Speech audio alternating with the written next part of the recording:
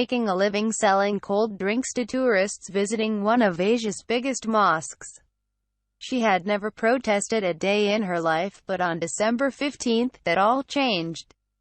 She saw images on television of police appearing to assault students protesting at the prestigious Jamia Millia Islamia University (JMI) in the Indian capital against a controversial law that fast-tracks citizenship for non-Muslim minorities from select countries. That night, Nisa and others headed to the residential Muslim area of Shaheen Bagh along with others to express their solidarity with the students and oppose the controversial law that was passed on December 11 and came into effect last week. She has come every day since and even quit her job so she could stay full-time. They tried to stifle the voices of our children, she told CNN at Shaheen Bagh on Monday, as she sat on an elevated bed set up for older women, wrapped up in a thick shawl. So, as mothers, we decided to stand up. Nisa is one of hundreds of Muslims who have occupied the once bustling road in Shaheen Bagh for the past month as protests against the Citizenship Amendment Act (CAA) have raged around the country.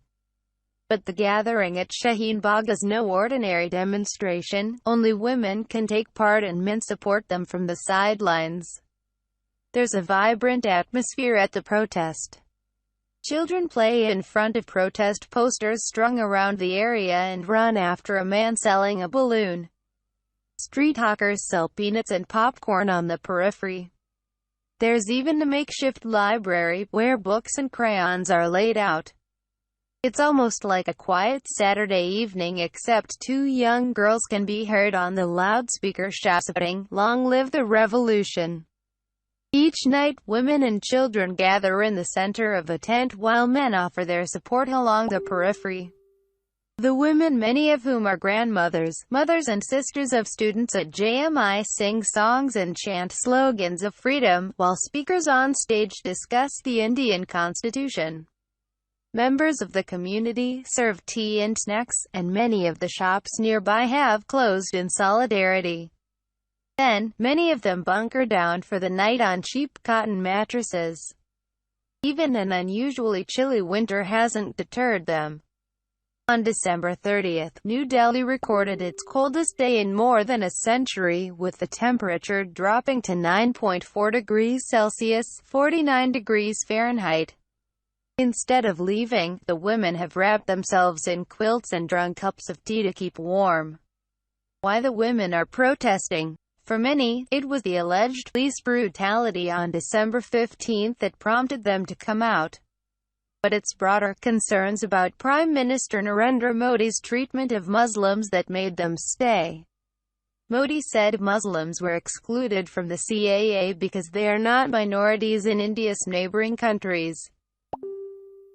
But critics say the bill isn't constitutional in secular India, and some worry about the implications for the country's 200 million Muslims, especially against a backdrop of growing anti-Islam rhetoric. Around 2,000 people demonstrated against the CAA at JMI on December 15.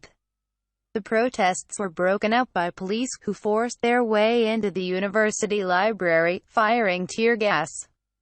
Dozens were arrested and hundreds were injured, with students telling CNN they were beaten by police with sticks and batons. Delhi police said they were unarmed and used minimum force to bring the crowds under control. The anger in Shaheen Bagh, like elsewhere in the country, is palpable. Nationwide, over 20 people have died in protests, but here in Shaheen Bagh, the protests have been peaceful.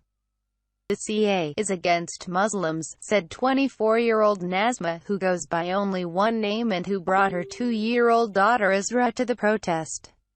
"My daughter wants freedom. If we are not free, then my daughter also won't be free." Nazma, who wears a headscarf, only heard about the CAA after the JMI demonstration. Since then, she has been coming to the protest a few times a week once she has finished her chores. Her mother-in-law stays out at the protest 24/7. Like many others, Nazma is afraid that the CAA could be part of the government's bigger plan to implement a nationwide register of citizens, which it says is intended to root out illegal immigrants, but which critics fear could be used to target Muslims without documentation. So far, the register has only been implemented in the northeastern state of Assam, where an estimated 1.9 million people were excluded from the list, the majority of whom were Muslim. We wonder what will happen to India, Nazma said, adding that her non-Muslim friends have stopped talking to her. My grandfather fought for the freedom of this country. We are citizens and we are being asked to leave. We were born in the lap of this country and now they want to throw us out of that very lap. It is like a mother abandoning her child. Reaction to the protests. To many onlookers, the protest breaks with the stereotype that women must stay in the home. Nazma's husband Riosat Ali, a 29-year-old contractor, said, "My mother stays here all night and we are so worried that something will happen to her. These goons, the police, might come and assault them one night. If the police can get into a university and assault people, this is just a street." Like his wife, he is worried about the possibility of a nationwide register of citizens, even though his family has correct documentation. There are others who don't have documents. Where will they go? We won't abandon them, he said as he checked out street art in Shaheen Bagh. This is not a fight for just Muslims, it is a fight for everyone. Nazia Shakil, a 34-year-old housewife, said she makes food and finishes the housework by 11 a.m. each morning, and stays at the protest until 3 a.m. Her husband, who educated her on what the CAA meant, joins her after he comes back from work, and then the pair head home together. She doesn't have any children, but she said she is out protesting for humanity. People say that we should do this for our children. I don't have any children, but I'm thinking about the people living in this country and about the lack of humanity that is being shown to them, she said.